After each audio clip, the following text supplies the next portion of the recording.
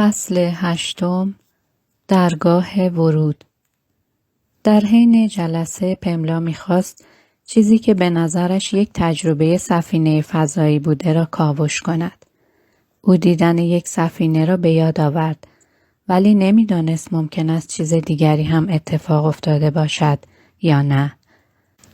او را به همان شب برگرداندم و در حالی که به سمت خانه رانندگی می‌کرد در صحنه ظاهر شد.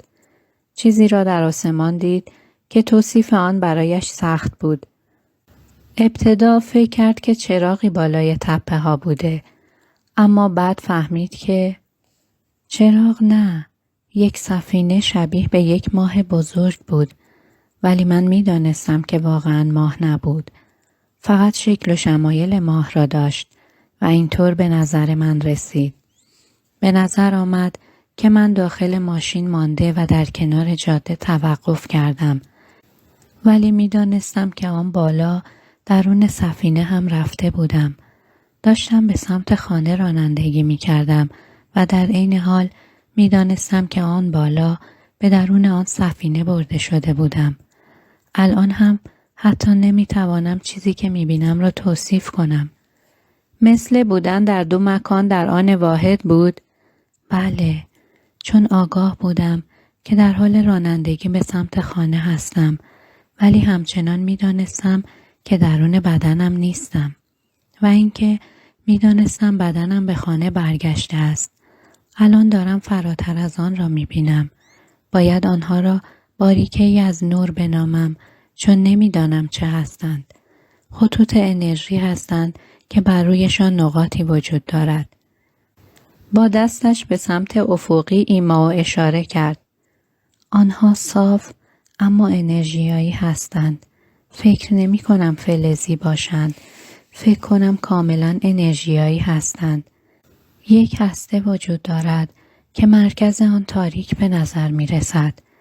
دور مرکز نور فوق‌العاده زردی هست، ولی همچنان می توانی باریکه های نور که از آن بیرون می تابند را ببینی.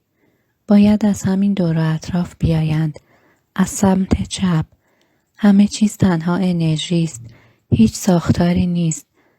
به نظر می رسد همه چیز با هم در حال کار کردن باشد، ولی به جهاتی مختلف می روند و یک چراغ این بالا می بینم. بالای سرم. آن بالای بالا. یک چرخ عظیم. و یک چیزی اینجاست. سمت چپ. که نور فوق‌العاده‌ای از آن ساطع می شود. در حدی درخشان که نمی توان نگاهش کرد. به نظر می رسد خورشید باشد، ولی مطمئن نیستم. آیا ربطی به آن چرخ دارد؟ خیر، چرخ الان دیگر رفته و فقط آن نور درخشان وجود دارد. داشتم به آن سفینه فکر می کردم و اینکه من را به اینجا آورد، جایی که به آن تعلق دارم. چرا اینطور احساس می کنی؟ چون راحت است. من آن نور هستم. جایی که الان هستم، هر کجا که باشد، به آن تعلق دارم و خانه ام است. نوری هستم که مانند نیزه یا از پروژکتوری عظیم ساطع می شود. در واقع نمی دانم که چه کاری انجام می دهد، ولی خیلی روشن و راحت است، طوری که پر از انرژی و تعداد زیادی از موجوداتی است که اینجا به صورت انرژیایی حضور دارند. همه یکی هستند. و احساس می کنی که قبلا اینجا بوده ای؟ اوه، بله. خیلی آشناست و برق می زند. هیچ قیاسی به فکرم نمی رسد که آن را توضیح دهم و فقط هست. آیا داخل این سفینه است؟ خیر. من حتی نمیدانم که این سفینه چه ربطی به آن دارد، ولی زمانی که به داخل این سفینه آمدم، آن باریکه های نور که با زاویه‌ای خاص پایین می آمدند را دیدم و بعد به جایی دور از این نور تابان هدایت شدند. اینجا خانه خودم است، گرم و دلپذیر. همه چیز را به طور کامل روشن می کند. اینجا کلی انرژی به صورت واحد هستند و تو فقط وقتی از آن جدا می شوی که سفینه را ترک کنی. بدنی که اینجا درون آن هستم می توانم هر مولکول آن را احساس کنم. انگار هر ذره‌اش که از مولکول ساخته شده را می توان لمس کرد. احساس می کنم که رابطه‌ای بین آن دوست، ولی نمیدانم چگونه متصلند. رابطه‌ای میان بدن و آن مکان، آن نور. این یک نوع نگاه نسبت به آن است. فکر می کنم بدن را جزئی از آن بنامی. ولی گفتی اینجا دیگر سفینه‌ای نیست. یک جای دیگر است. سفینه یک درگاه ورود به این مکان بود. مثل یک نقطه شروع. بعد از اینکه به آن برسی به اینجا آورده می شوی. بنابراین شبیه به یک مثلث می شود. اینجا بودن و بعد رفتن به آنجا و در آخر کنار شما. پس اینطور به هم متصل هستند. اول باید به آن جایی که شبیه به ماه بود می رفتی؟ بله. مثل یک درگاه ورود بود. درست است. مثل یک راه ورودی به این مکان. فضایی که همه انرژی ها با هم در می آمیزند و ما آنجا را ترک می کنیم تا برویم و بدنها را تجربه کنیم. آن نور زیبا و درخشان که رشته ها از آن بیرون می آیند و تلالو دارند. اما تو درون بدن خودت در حال زندگی بر روی زمین هستی. چرا در طی این شب وقتی که در حال رانندگی بودی به آنجا برگشتی؟ فقط برای بازدید. من نیاز دارم به آنجا بروم و به یاد آورم که خانه‌ای دارم. فقط اینکه بدانم به آنجا تعلق دارم و آنجا چیزی جز انرژی نیست. ساختاری ندارد. تنها اینکه خانه‌ام است. ممکن است فکر کنید که میتوانم اسمی برایش بگذارم. اما اسم فیزیکی برایش وجود ندارد. فقط در این حد میتوانم بگویم که همانطور که ما میگوییم زمین خانه است، آنجا هم همان است. اما خانه‌ای واقعی. این یادآوری کاملا برایم دوست داشتنی است. آیا همین باعث شد که به تو اجازه دهند آن شب به آنجا بازگردی؟ من هر از گاهی به آنجا برمیگردم، اما اصلا یادم نمیماند. پس چرا آن شب را به خاطر داشتی؟ فکر کنم به این دلیل که از چیزی که اینجا بر روی زمین اتفاق میافتد ناامید میشوم و به دلیل تمام ناراحتی ها و اتفاقاتی که اینجا پیش می آید باشد. اینکه من عاجزم و نمیتوانم درستش کنم. مکان پرچالشی است. درست است؟ گاهی اوقات جای زشتی می شود. گفتی آنجا افراد دیگری هم هستند. می توانی با آنها صحبت کنی؟ احتیاجی نیست که با آنها صحبت کنی، چون درست هنگام رسیدن به آنجا و قرار گرفتن جسم در کل تمامی افراد می دانند و تو را می فهمند. مثل یک یادآوری می ماند. تو دیگر حرفی نمی زنی. هستی و می دانی که مشکلی ندارد. تو اینجا هستی تا کمک کنی. اما چند وقت یک بار نیاز داری برگردی تا فقط احساسش کنی. چون وقتی که به این پایین بر روی کره زمین میایی با چیزهای مادی درگیر میشوی و به سمت و سوهای مختلف کشیده میشوی. برای همین نیاز داری تا آن کل را دوباره احساس کنی.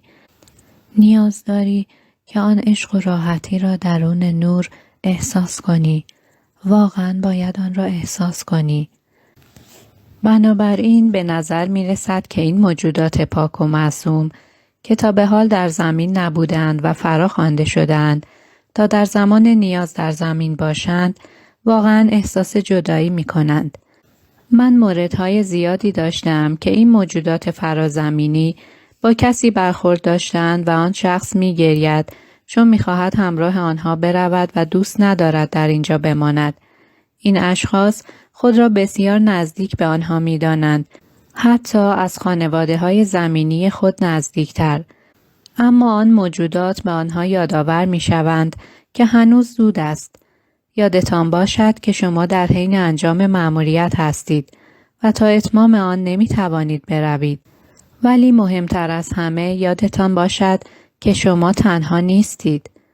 پس عقلانی است که آنها اجازه دارند هر از گاهی بازگردند و با خانه واقعی دیدار کنند تا اینکه زندگی در زمین قابل تحمل شود و در عین حال آگاهانه از آن باخبر نباشند، چون به یاد داشتن این خاطره ممکن است با نقشه تداخل داشته باشد و اینکه اگر چیز زیادی را به خاطر داشته باشند دیگر نمی‌خواهند اینجا بمانند. این خانه همچنین خیلی شبیه به آن منبعی است که افراد پس از رفتن به آن توصیف می‌کنند. پس آیا فرازمینی‌ها نیز می‌توانند به مردمی که به آنجا می‌روند کمک کنند؟ اگر در حین دیدبانی از آن شخص به این نتیجه برسند که فرد واقعاً نیاز دارد تا نگاهی اجمالی به مکانی که از آن آمده بیاندازد، آنگاه می‌توانند کمک کنند تا برای بازدید کوتاهی به آن مکان بازگردانده شود. به نظر می رسد که دلایل متنوعی برای مردمی که این تجربه به اصطلاح ربایش را دارند وجود داشته باشد. هنگامی که دلایل واقعی را متوجه می شوند، احساس منفی و بدی ندارند و برعکس مانند پاداش می ماند. اینکه بدانند به چه حالت زیبا و عاشقانه‌ای از آنها مراقبت به عمل می آید. اگر مکانی که گفتی آنقدر زیبا بود و در آنجا خیلی خوشحال بودی، پس چرا برگشتی درون یک بدن فیزیکی؟ چون فکر می کردم که واقعا می توانم تغییری ایجاد کنم. آیا کسی به تو دستور داد که بیایی؟ نه، تو تصمیم می گیری که بیایی. اینطور نیست که تو از بودن درون کل خسته شوی، چون کل هستی. اما می روی تا کارهای دیگری انجام دهی. الان دارم کلی چیز می بینم. نمیدانم اینها چه هستند، ولی به جاهای مختلف می روی و من هم به زمین آمدم چون می خواستم کمک کنم. از آنجا می توانستی زمین و اتفاقات آن را ببینی؟ خیر، ندیدم که چه می گذرد. پس از کجا می دانستی که به کمک نیاز دارد؟ تو فقط این را می‌دانی و قسمتی از وجودت است، چون تو قسمتی از کل هستی، جزئی از هر چه که هست. تو آن نوری. اما زمین جای بدی برای بودن نیست. فقط اینطور است که هر چند وقت یک بار باید به خانه بروی تا خاطر جمع شوی و بدانی قطعاً چیزها می‌توانند زیبا و آرامش بخش باشند. چطور فکر کردی که میتوانی تغییری ایجاد کنی؟ نمیدانم. دوباره دارم آن دروازه را میبینم. همان ماه مانند است و الان حالتش برعکس شده. تنها با بودن در اینجا، تنها با شکستن فرکانسی که اینجا در جریان است. گمان کردم فرکانسم در اینجا باعث تغییر می شود. خیلی از ماها این فکر را می کنند و الان که می بینم درست متوجه شدم و تغییرات واقعا ایجاد می شوند. آن همان فرکانس و توده انرژی است. همان کل. چرخدنده زمین گیر کرده بود. آیا این واژه درستی است؟ گیر کرده بود. تغییر نمی کرد. بنابراین با آمدن تکه های شکسته به جاهای مختلف و پاره کردن این انرژی که در سیاره جاری است، ممکن است تغییری ایجاد کند. تقریباً مانند این که انرژی این سیاره راکت می شود. آیا این واژه‌ای خوب است؟ بله، گیر کرده است و این چیزی است که من دیدم.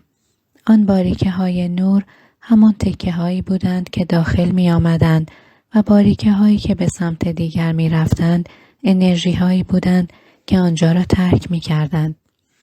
آن رشته های بلند با نوک های تیز قبل از اینکه خانه را ببینم بیرون آمدند و به محض اینکه نور را ترک کردند دیگر شبیه آن نبودند. کم کم به رنگ قهوه‌ای در آمدند. انگار که به حالت ماده تبدیل شده بودند. آنها انرژی هایی بودند که به نقاط دیگری می رفتند و نمیدانم به کجا. بعضی ها به زمین آمدند و ممکن است به وجود کل نفوذ کنند، به توده، و ممکن است حفره هایی ایجاد کنند و انرژی را جدا کنند. بله، همین است. این موجب ایجاد تغییر می شود. تعدادی از آنها یک جا محل را ترک کردند، ولی نمیدانم بقیه‌شان کجا رفتند. بعضی از ما به اینجا آمدیم ولی بقیه به مکانهای مختلف می روند. درباره انرژی آن موجوداتی که از قبل بر روی زمین بودند چطور؟ آیا کاری از آنها برمی آید تا باعث تغییر شوند؟ آنها گیر کردند. آنها آنقدر به مدت طولانی کار تکراری را انجام دادند که گیر افتادند. به خصوص وقتی که مدت طولانی در زندگی‌های مختلف بر روی زمین بودند و در دام کارما افتادند. همانطور که گفتم، آنها مقدار زیادی بار و آشغال به همراه دارند. باید آنها را از دوش خود بردارند تا باعث تغییر شوند و تعداد زیادی از مراجعه کنندگان نمی توانند از کارما خلاص شوند. این مورد اصلی است که آنها را اینجا ماندنی کرده. آنها میگویند چطور میتوانم او را ببخشم؟ نمیدانی با من چه کردند. پس اینطور که به نظر میرسد تا زمانی که این طرز تفکر باقی بماند آنها گیر کردند و قادر نیستند که باعث تغییر شده یا در آن شرکت کنند. پس ما باید آنچه که اتفاق میافتاد را میشکافتیم تا آن انرژی پراکنده شود و این تنها راهی بود که می توانستند تغییرات ایجاد کنند. طوری بود که مثلا شما یک انبوه بزرگی از چیزی داشته باشی و آن هم همین انبوه است و اگر تکه ها را به سمت آن روانه کنی آن را خواهد شکست و آنگاه انرژی شروع به تغییر می کند. و این کاری بود که تو تصمیم به انجامش گرفتی؟ وقتی که من آن نور را ترک کردم مستقیم به اینجا آمدم. بقیه هم همینطور. این اولین باری است که درون یک بدن فیزیکی بوده ای؟ خیر، اما من هیچ وقت خود را به این شکل ندیدم. خودم را به شکل یک ماده می بینم، به صورتی که از انرژی متراکمتر است. اما اصلا خودم را به صورت بدنی که الان در آن زندگی می کنم نمی بینم. دارم نگاه می کنم. چیزی فیزیکی نمی بینم. ماده می بینم و انرژی آسمانی و غبار گرفته. منتها ماده جامدی نمی بینم. با بدن زمینی فرق دارد. پس با بدنی که با آن آمدی فرق دارد؟ اوه، بله. آن بدنی که با آن آمدم حتی نمی توانم احساس و حال خوبم را توضیح دهم. فوق‌العاده است. نورانی و پاک. همه یا همه چیز یکی هستند. انرژی یکی است و اینها برای زندگی به هم وابسته هستند. فکر کنم این توضیح درست باشد و هنگامی که آنجا را ترک می کنی احساس می کنی که به آن راحتی نیست، ولی به هر حال همه می رویم. می توانیم به قلمروهای دیگر برویم و حالات دیگری بگیریم. می توانیم نمونه هایش را ببینیم ولی به این تراکم نیستند، نه آنقدر فشرده. می توانی ببینی به چه شکل هستند؟ می توانم یک رژه از شکل‌ها ببینم. در واقع آنهایی که لاغر و بلند هستند و بعضی‌ها تنها غبار گرفته و تعدادی هم مانند رشته‌هایی باریک به نظر می‌رسند که دوباره چیزها به صورت اتمی در می‌آیند، به شکل یک توپ که هرگاه اینطور است تیره رنگ می‌شوند، خیلی متراکم شده و دیگر از بین آن چیزی دیده نمی‌شود. آیا فکر می‌کنی که کم و بیش در حال آزمایش شدن با حالات و مواد مختلف بوده ای؟ تمامی ما این کار را می‌کنیم. می‌رویم و آزمایش می‌کنیم که کجا می‌توان زندگی کرد، کجا می‌توانیم به بهترین شکل کارمان را انجام دهیم و راحت باشیم. و بعضی‌هایشان را دوست نداشتید؟ در واقع وقتی بهشان نگاه می‌کنم همه خوب به نظر می‌رسند. فکر می‌کنم بهترین مورد همان است که حالت فیزیکی ندارید و در عین حال حالت کافی را دارید. پس می‌توانید حرکت کنید و به پرواز درآیید. شناور باشید. مانند تمامی مکان‌هایی است که بودم، ولی کره زمین از همه فشرده‌تر است. دقیقاً جایی که پر از تجارب است.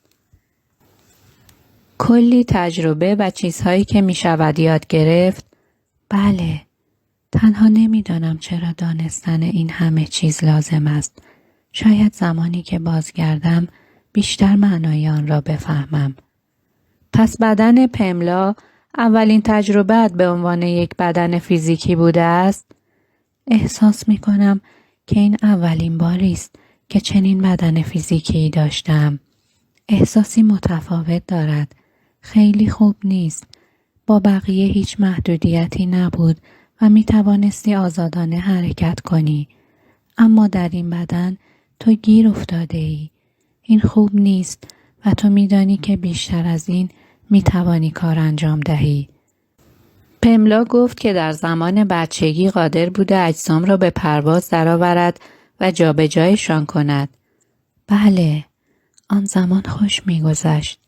وقتی کوچک بود، او همچنین می‌توانست از بین چیزهایی که به نظر جامد می‌آمدند رد شود، ولی دیگر قادر به انجام آن نیست. نمی‌دانم چه شد. برای همین دیگر لذت ندارد که اینجا بمانی، چون نمی‌توانی خودت باشی. باید کاری را انجام دهی که بقیه انجام می‌دهند. نمی‌توانی کارهایی که می‌دانی قادر به انجامشان هستی را انجام دهی.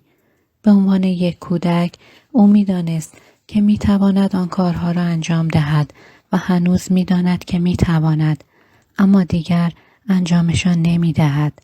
تمام اینها بستگی به ایمان دارد.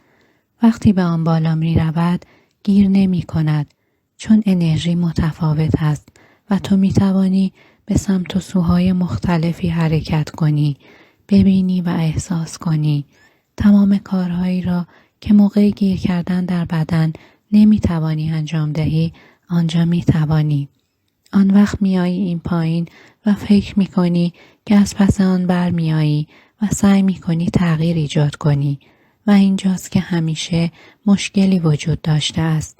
به همین دلیل است که من به سمت نور می‌روم تا اینکه این را به خاطر بیاورم و یادآور شوم. پس او باید به این دیدگاه برسد که نمی‌تواند تلاش کند همه چیز را تغییر دهد. نه، راجع به او تنها اینطور نیست. این انرژی او نیست. این انرژی تنها خود اوست و وقتی اینجاست همه چیز کاملا عالی است. ته دلش اینها را می‌داند. تنها مشکل این است که چیزی که می‌داند را تمرین و اجرا نمی‌کند. این واقعا تو را از خود بی خود می‌کند. وقتی چیزی را می‌دانی ولی مکرراً کارهای دیگری را امتحان می‌کنی، اینجاست که تمام مشکلات فیزیکی بروز می‌کنند. ما مکرراً سعی داریم دلیل اینجا بودنمان را انکار کنیم. خیلی از ماها این پایین هستیم و خیلی های دیگر که از مکانهای مختلف آمدند هم اینجا هستند که کمک می‌کنند. خیلی ها هستند. آیا آنها هم برای همین دلیل مشترک آمدند؟ خیر، خیلی از مردم، آنها مردم نیستند. خیلی از انرژی ها به اینجا آمدند تا ببینند چه احساسی دارد. بعضی ها آمدند تا یاد بگیرند. فکر می کنم تمامی آنها دلایل خود را دارند. انرژی هایشان را نمی شناسم. الان این احساس را دارم که آنها هم آمدند تا به روش خودشان کمک کنند. بله می توانم بگویم حقیقت دارد. آیا همه آنها از مکان مشترکی آمدند؟ اوه نه، از خیلی جاها آمدند. پس همگیشان از آن مکان یا انرژی نیامدند؟ اوه نه، من دارم جایی را که شبیه یک ماده منعکس شده است میبینم و یک نور سبز مایل به آبی از آن به بیرون میتابد. گاهی اوقات به نظر میرسد که سقفی نوک‌تیز دارد و مواقع دیگر به نظر میآید که تا بی‌نهایت ادامه دارد. خیلی از انرژی ها از این مکانی که ماده از آن منعکس می شود می آیند. نمیدانم آنجا کجاست. خیلی دور است. من انرژیشان را احساس می کنم. یک مکان دیگر را هم می بینم. اوه، اینجا خیلی خوب به نظر نمی آید چون دور آن تاریکی و سیاهی وجود دارد و انرژی آن خیلی خوب نیست. اما انرژی هایی که از آن ماده منعکس شده می آیند در راه هستند تا کمک کنند. آیا تعداد زیادی از این انرژی ها برای اولین بار به شکل یک بدن فیزیکی در می آیند؟ بگذارید ببینم. بعضی هایشان. چیزی که متوجه شدم این است که هنگام بودن در حالت انرژیایی همه ما فکر می کنیم که می توانیم کمک کنیم بدون در نظر گرفتن اینکه به کجا می رویم و همه تصمیم به جدایی می گیریم. در زمانهای مختلف تا به جاهای مختلف برویم چون احساس می کنیم انرژی ما ممکن است کمکی باشد برای مکانی که به آن می رویم و بیشتر مواقع می توانم بگویم که هست. پس دارم متوجه می شوم که می گویم ما چون منظورم انرژی همه است. به جاهای مختلفی می رویم که فکر می کنیم می شود کمک و یاری رساند یا اینکه چیزی جدید را تجربه کرد. ولی مسلماً وقتی می آیید همه چیز این پایین فرق می کند نه؟ اوه خیلی خیلی فرق دارد. بیشتر به این خاطر که مردم زمانی که به بدن فیزیکی می رسند دیگر چیزی به خاطر ندارند. تقریباً مثل این است که تو از کسی که هستی جدا می شوی. هر از گاهی بر می گردم. الان متوجه شدم که می توانم چند وقت یک بار برگردم و این که می خواستم برگردم و آنجا بمانم را به یاد دارم. نمیدانم. آنها می گویند که باید اینجا بمانم. شاید هم خودم باشم. بله، خودم هستم. آنهایی وجود ندارد. باید بمانم و کاری که انجام ندادم را تمام کنم. اگر بخواهم خلاصه بگویم، خیلی وقت پیش ممکن بود که از اینجا بروم. رفتنی بودم، اما انرژی به این صورت نیست و مطمئن هستم که نیست. فقط اینکه وقتی به زمین میایی و این پایین درگیر میشوی، این احساس را داری که نمیخواهم اینجا باشم. خیلی زشت و زننده است. میخواهم از اینجا بروم. ولی به این آسانی هم نیست و این چیزی است که الان میبینم. انرژی که ما پشت سر گذاشته ایم هنوز اجازه بازگشت به ما نمیدهد چون باید آن را تجربه کند، احساس کند. نیاز دارد تا تجربه کند. چیزی که الان متوجه میشوم این است که میخواستم تمامی اینها را تجربه کنم. و تو تا وقتی که کارت را انجام نداده ای نمیتوانی بازگردی؟ نه. ولی خیلی از چیزهایی که پملا به یاد آورد یا حس می کرد به نظر می رسید که به فرازمینی ها و سفینه ربطی داشته باشد. اما اینطور نیست. بگذار تا خوب بازبینی کنم. الان دارم سفینه های متعددی را می بینم. اوه، می دانی چطور است؟ ما گاهی اوقات به این طریق سفر می کنیم. این سفینه است که ما با آن سفر می کنیم. من نه، گفتم ما چون دارم به آنهایی که آمدند هم فکر می کنم. ما وقتی به زمین آمدیم هیچ سفینه‌ای نداشتیم. تنها به شکل انرژی به اینجا آمدیم. الان دارم یک نوزاد کوچولو را می بینم. با مزه نیست؟ اینجا یک انرژی عظیم وجود دارد که ما هستیم و بعد از آن کوچک می شویم به اندازه این نوزاد ظریف. به نظر خارق العاده می آید. پس آن همه انرژی باقی مانده کجا می رود؟ آیا باید اجازه می گرفتی تا به بدن یک نوزاد بروی؟ یک جورهایی همش از قبل انجام شده بود و دیگر نمی توانم آن را ببینم. به این فکر می کردم که باید چارچوب و قوانینی وجود داشته باشد. یک راهنمایی هست برای همه چیز، ولی الان نمی توانم آن را ببینم. خب، هدف از سفر کردن با سفینه چیست؟ به جاهایی که نیاز داری باشی و سفر کنی می رود. همراه با انرژی وجودی خودت. از جایی که هستیم. می توانم آن توپ عظیم تابان و زیبا را ببینم. یک انرژی منحصر به فرد است. پس وقتی که به خارج از قلمروت سفر می کنی، نیاز داری تا درون همان سفینه‌ای باشی که انرژیش از وجود توست. همچنین به من گفته شده که این انرژی باید محدود نگه داشته شود، وگرنه با انرژی‌های دیگر که در حال گذر بودند ادغام می شود. او هم گونه‌ای از محافظان بود. خیلی از موجوداتی که به وسیله این سفینه ها سفر می کنند موجوداتی نورانی هستند.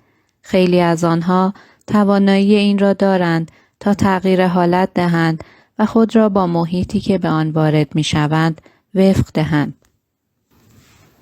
آیا او این کار را درون بدن فیزیکی خود انجام می دهد؟ نه. این فقط قسمت دیگری از اوست که دارد سفر می کند.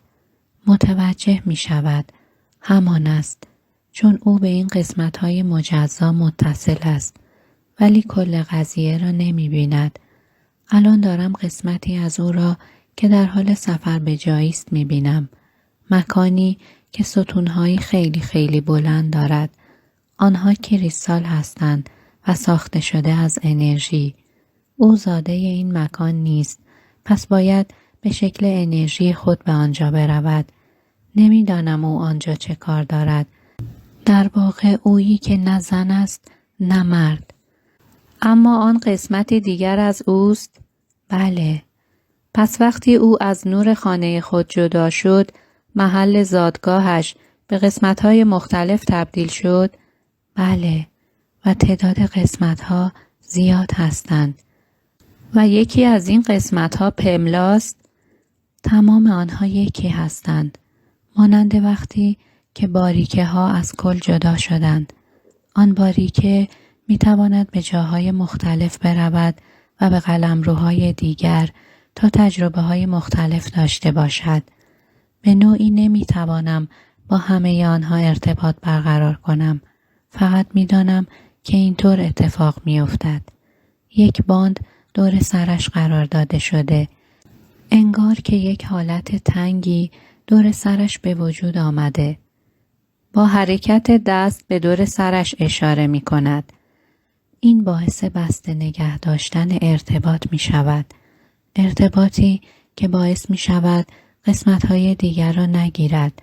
فکر می کنم قرار بر این نیست که با آنها ارتباط گیرد.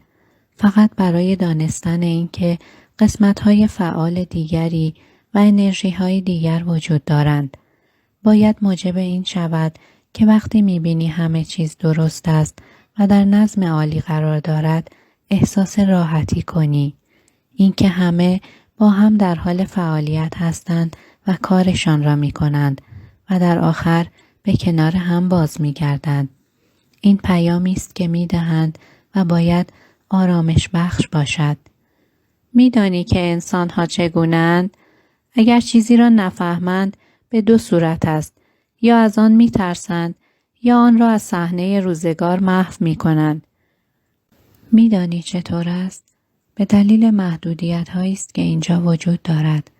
فکر می‌کنم هنگامی که از بدن خارج می‌شوی تو خودت هستی و تماماً متصل هستی. مانند یک دیگ سوپ که تو ممکن است یک هویج یا سیب زمینی در آن باشی. با این حال یک سوپ هستی و به کل متصل میمانی و وقتی که از سوپ جدایت میکنند و در قسمتها یا مکانهای مختلف قرارت میدهند، آنجاست که از کل جدا میشوی. متوجه آن نیستی و سردرگم میشوی. در آن موقع معنی نمیدهد. اما وقتی که به خانه باز میگردی یا به بقیه میپیوندی، آن وقت میفهمی که همه چیز خیلی خوب است و همانطور است که باید باشد. پس وقتی او این تصاویر را درباره سفینه ها و فرازمینی ها دارد، به خاطره ها و یا تجربه های قسمت های دیگر خود ارجاع می کند؟ بله، همین اتفاق رخ می دهد. او درباره کار گذاشته شدن چیزی درون خود فکر می کرد. فکر می کنی که از آنها یعنی این پلنت ها درون بدنش وجود داشته باشد؟ بله، تعدادی وجود دارند. یک مورد درون شقیقه است و دیگری درون شانه او. چه کسی آنها را آنجا گذاشته؟ یا بهتر است بگویم چطور آنجا قرار گرفتند؟ در واقع وقتی که او به اینجا آمد، آنها را درونش داشت و آنها دارای انرژی هستند که او از محل زادگاهش آورده است. همیشه آنجا بودند. در این سالهای اخیر به آنها فکر می کرده ولی می دانسته که مشکلی با وجود آنها ندارد. من در شغل خود متوجه شدم که موجودات فرازمینی آنها را به دلایل مختلف درون مردم جای می دهند. خیر، من می دانم که آنها را از موجودات دیگر نمی گیرد و مربوط به زادگاهش است. هدف از کاشت آنها در بدنت چیست؟ آنها اطلاعاتی هستند که او می تواند رویشان حساب کند. کمک می کنند تا دروازه ها و راه خانه را پیدا کند. تقریباً اینطور به نظر می رسد که به هنگام آمدن به اینجا درونش قرار گرفته باشند تا اینکه او گم نشود. آیا این توضیح خوبی است؟ بله، این روش خوبی برای توضیحش است. پس او در حالت جسمانی سردرگم نمی شود و به او این اجازه را می دهد تا دروازه های بازگشت به خانه را پیدا کند. درست است و این واقعاً خوب است. همچنین یادآور این است که خود را فراموش نکند. به من گفته شده که هنگامی که شروع به خارش می کند و باعث جلب توجه می شود، همان موقع است که ارتباط بیشتری با خانه می گیرد. فکر نکنم متوجه آن شود. انواع مختلفی از مردم را می بینم. آیا او با کسانی که من با آنها کار کردم تفاوت دارند؟ خیر، من فکر می کنم که شما قبلاً با خیلی از ماها کار کرده اید. البته به من گفته شده بود که این افراد را کنار هم قرار ندهم. درست است. آنها به تنهایی کارشان را بهتر انجام می دهند. آنها به یکدیگر می پیوندند و همین به آنها نیرو می بخشد تا برگردند. نیاز دارند که اینجا بمانند. به من گفته شده که اگر در تماس با یکدیگر قرار گیرند ممکن است انرژیشان تضعیف شود. بله، تضعیف می شود. به من گفته بودند که ممکن است با تعدادی از آنها دیدار کنم، اما هیچ وقت معلوم نیست که چه می شود. پس این همان انرژی است که می گفتی؟ این نوع متفاوتی از انرژی است. قبلا اینجا انواع زیادی از آنها بود، چون ما از مکانهای مختلف می آییم. چیزهای مختلفی در بر داریم که قسمتی از کل است و قسمتی که من از آن هستم را قبلا ندیدم. احساس می کنم شما قبلا آن را دیده اید. اما فکر نکنم در این سیاره زمینی این انرژی ها نیاز باشد به گرد هم بیایند، در حالی که به تنهایی قوی ترند. به من این قیاس داده شده که اینها مانند دو موج هستند در یک اقیانوس. درسته، آنها به دو مسیر متفاوت می روند. اما وقتی این موجها در کنار همدیگر قرار گیرند انرژیشان به هم می ریزد و تضعیف می شود. آن وقت هر دو به یک مسیر می روند. پس همین است که برای من ایرادی ندارد تا درباره‌شان بدانم، ولی درست نیست که آنها را با هم در تماس قرار دهم. نه، حتی با اینکه تنها می شوند. من این حس تنهایی را در بدن پملا نداشتم. تنهایی احساس قوی تری دارم. وقتی تنها هستم قدرت بیشتری دارم تا وقتی که با انسانها قاطی می شوم، چون به نظر می رسد آنها خیلی از هم پاشیدند. آنها آنقدر درگیر این هستند که در کره زمین چه می گذرد که یادشان می رود چه کسی هستند و بدن پملا زمانی که تنهاست به یاد می آورد و بسیار احساس قدرت می کند. اما وقتی با انسانهای دیگر جوش می خورد و با کارهای آنها در می آمیزد باعث می شود به سمت‌هایی کشیده شود که با آن احساس خوبی ندارد و این است که دوست دارد تنها باشد. اما وقتی برای اولین بار نور را دید می‌خواست برگردد و فکر کردم که تنهاست. یک احساس شدید ناامیدی داشت که بی‌صبرانه دوست داشت به خانه رود. خیلی از قسمت‌های مختلف کیهان هستند که می‌آیند و کمک می‌کنند تا انرژی که اینجاست را پراکنده کنند و این بسیار لازم است.